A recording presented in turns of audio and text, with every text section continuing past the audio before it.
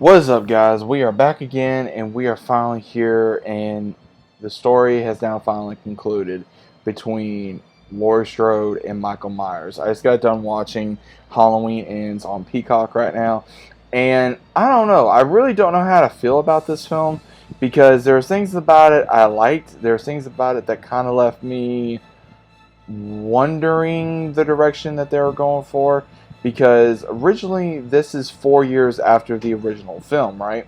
So what happens is Laurie bought a brand new house.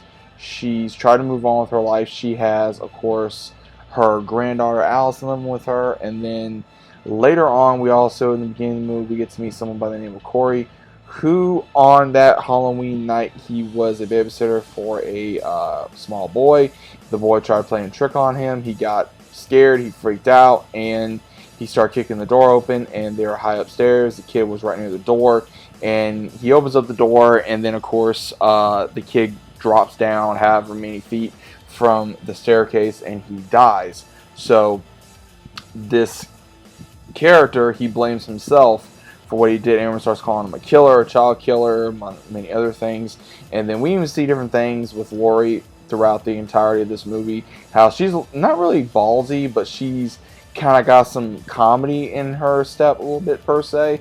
And I like that. And I also like how, she's allowing her granddaughter to have a life, but at the same time, we do see where she kind of puts her with Corey after she meets him after getting harassed by bullies, and then you see where she kind of takes a liking to him and like, hey, let me meet my granddaughter and all that kind of stuff. You seem like a nice kid, and this happens. But then when he starts having more fun with Allison, this is when later on in the movie where he meets Michael when some bullies, because again, what we have is some high school kids who bullied Corey, and then they bully him again, and then that's how later on he meets Michael, because Michael saves him after a fall, and some reason or other he lets him go after grabbing a hold of him, choking him, and he sees something within Corey that allows him to be let go, and then Corey just goes through this transformation of wanting to be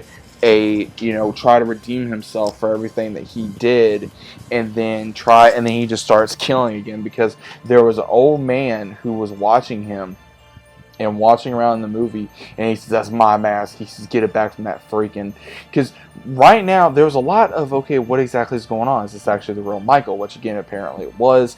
He was hiding in the sewer area for years, and he was weak.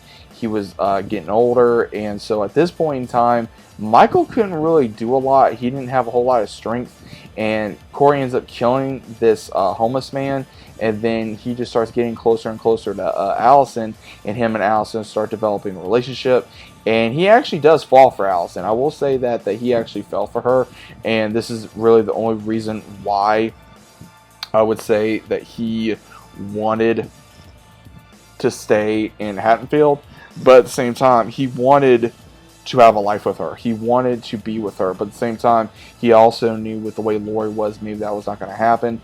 Things just get worse. He has an overbearing, controlling mother, and he gets bullied a lot, and he gets called, the town freak, and then he just starts losing it, man. He starts going to Michael and trying to supposedly teach him how to kill people, because Laurie's ex was another one. He was a cop, and he wouldn't leave Allison alone, and Allison and Corey are trying to have a meal, and Corey stands up to him, and what we see is him slowly getting over the edge. And in some ways, you can almost kind of, I would say, relate, especially if you've been bullied, that you're over that edge where you just want to beat the crap out of someone. But at the same time, it really does show, this kid kept getting pushed and pushed and pushed and pushed. And then finally, he just got so pushed over the edge where he just couldn't come back, because he leads Allison's ex to Michael and helps him kill him. And then later on, we find out that Allison was supposed to get a promotion, but her coworker who's sleeping with their boss got the promotion, obviously. And then Michael shows up later on to kill her, but Corey kills the doctor, and then Corey later on takes the Michael mask after stealing it from Michael, because Michael again is so battered and weak where he doesn't allow him, but at the same time he kind of just goes on about his business, because he knows that sooner or later it's going to come. And then what we also see is where He kills a DJ, he kills his own mother, he kills the bullies, and then later on he even tries to go after Laurie. Laurie, after fighting with Allison, Allison is very angry with her, says that you won't let go of the past and you just won't let it die. You just want everyone to be as miserable as you are, and she's hurt, and you think almost at one point, okay, oh my gosh, because she states that she wants to put in a call of suicide. She's going to kill herself, and when this happens, she knew that Corey was coming for her, and she says, "Do you really think I was going to do that?" And then you just have this big almost battle, and she kills him, but he kills himself obviously, and then Allison sees it and she blames her grandmother, and she's going to leave again, but then she hears uh, the voicemail of the once sheriff that was that Laurie and him have a good relationship with, but then she soon realizes, oh my god, what's going to happen? And Michael does show up, takes the mask, and he kills Corey. And the way this ends is that you see where Laurie as well as Michael have this huge battle, just brawl in the kitchen, and finally Laurie delivers the killing blow to him by putting both steak knives in his hands, and then another one in his chest, and another one in his rib cage, and leaving the fridge on him.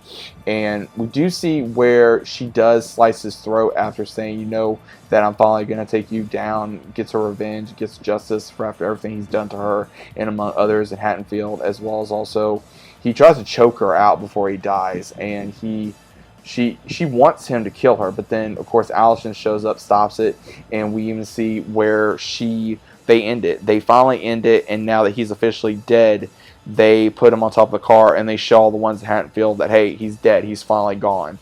And they put him in almost like the wood chipper in a way, and it was like for metal and everything. So Allison leaves. She's finally leaving Haddonfield after all this time. We see where Laurie, she's still writing her memoir, and she just ends up being that old, grandma on the steps of her house, and that's what she kind of wanted for herself and Allison. And I will say there was things about this movie I liked. I love the brawl between Laurie and Michael. It was really interesting to see how Michael became so old, as well as him being just so weak, and especially after the beating that he took and all the things he went through in the first and second Halloween movies for 2018, and then the 2019, all that stuff that he went through, and then of course we went through more movies without him. So it's kind of interesting now he's finally dead. After all this time, Michael is apparently finally dead, and we don't know how this is going to end. Apparently, this is going to be Jamie Lee Curtis's last film as Laurie Strode, as well as maybe dealing with Michael. Michael is now officially dead in this universe, and it kind of makes me wonder what exactly are they going for. What did he do to Corey? Did he awake something in him? Because it almost looked like he saw himself in Corey or something of that nature. There was something within Corey that I guess Michael wanted to, help show, hey, you're just like me, or something. I mean, there was things about this. It was more, I would say, based on Corey than it was Michael, or I would say more like Corey and Allison, more than I would say Laurie as well as Michael. And again, we do know this was going to be the ending overall, but I really don't know how to feel about it. Like I said, guys, I do enjoy it, but would I watch it again? Yes, but at the same time, I would say my favorite scene was again Laurie versus Michael. Officially, Michael only killed 2 people in this. The rest was, of course, Corey. So again, it just, I don't know. I mean, again, the kid gets a bad deal and he just goes crazy. And again, you can't really fully blame him because all the bullies and all the ones that kept giving him crap and the ones that pretty much deserve to die. But at the same time, it makes you wonder what exactly did Michael do to Corey to finally, send him not really over the edge, but kind of give him that incentive, like, hey, to go ahead and fall over the edge and see what happens. But overall, guys, did you guys watch Halloween Ends? If you did, let me know what you guys thought about it. Either way, down in the comments down below. If you guys are new to the channel, so about subscribing. Leave a big fat like on the video. I appreciate your time. I appreciate your patience. I appreciate any comments down below, so that way we can talk about Halloween. We're all Halloween fans at the end of the day. So give me your overall thoughts about what you thought about the film, and I'll see you guys as always on the next one.